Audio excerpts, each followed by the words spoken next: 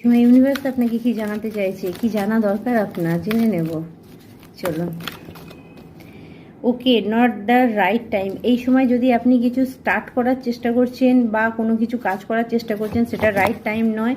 তো আপনি কোনো কাজ করার আগে ভগবানের কাছে জানুন, আরও কারো কাছে গাইডেন্স নিন, নিয়ে তারপরে কিছু দিন পর আপনি কাজটা স্টার্ট করতে পারেন, এই ইয়ার ফ্রম নাও।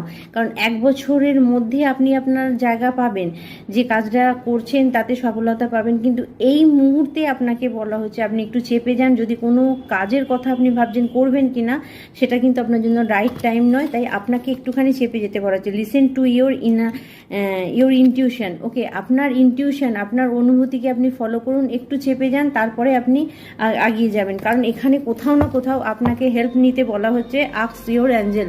আপনি কারো সাহায্য নিতে পারেন, কারণ কোনো দৈবিক শক্তি আপনাকে সাহায্য করতে চাইছে, কোনো এনার্জি আপনার সঙ্গে কাজ করতে চাইছে।